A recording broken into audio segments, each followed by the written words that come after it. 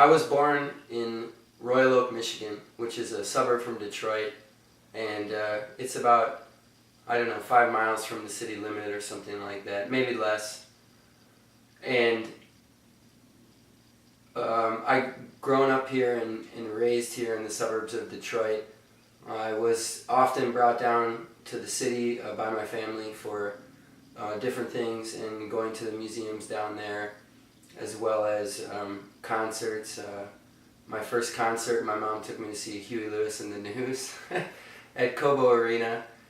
And so I guess I've been surrounded by Detroit and its influences in the automotive industry, all the great music that's come out of here, from Motown to jazz and some blues, electronic music, rap music, grunge music, garage music, all those kinds of things. Detroit is a very vibrant, creative culture, and it seems to have always had artists and musicians within the limits of the city and surrounding areas. So I love Detroit, and I continue to learn more about the history. I was also very aware of the, I suppose, history of race and racial tensions in Detroit when I was growing up, and I always was troubled by that and wanted to know why people couldn't get along and why people had prejudices and those kind of things. And growing up in the suburbs, you really see the contrast between, let's say, like, you know, the middle class and people struggling, and so there's not much separation, and Detroit helps you to think about the issues that are going on in the other parts of the world in a very small, concentrated area. I guess Detroit's always been innovative. You know, the first assembly line in the world was here, and the automotive industry was spawned here. So it created a strong working class as well as, you know, upper class and the people that were owning the car companies, running the car companies, all the advertising agencies. So there was a time when people could work a factory job and raise a family, and as the global economy has gotten more intertwined, a lot of the jobs in Michigan have gone elsewhere, and so in the last 8 years, and probably before that, people have lost a lot of those manufacturing jobs here in the city. So it's kind of tough times for Detroit economically now. However, there's still positive things going on and innovation happening.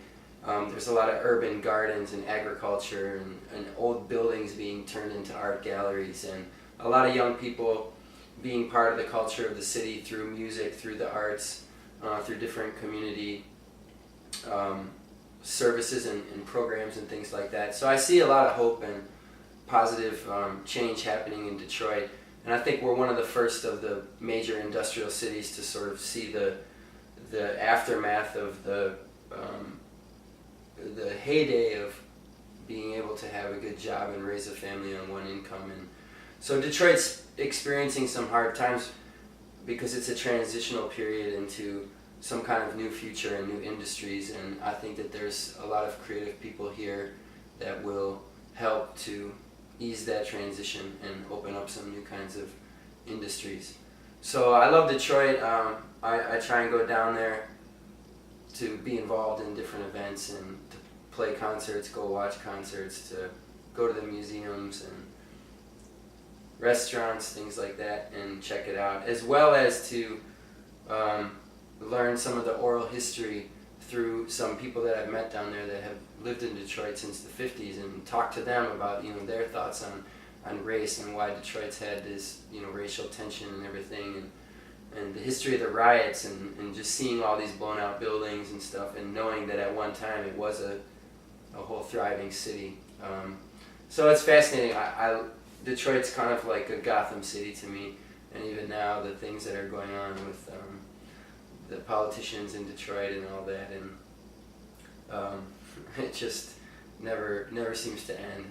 There's a lot of good things and then a lot of questionable things going on, but Detroit's always another source of inspiration, and I'm happy to call it home, and I'd like to, in some way that I can contribute, help to make it a better place.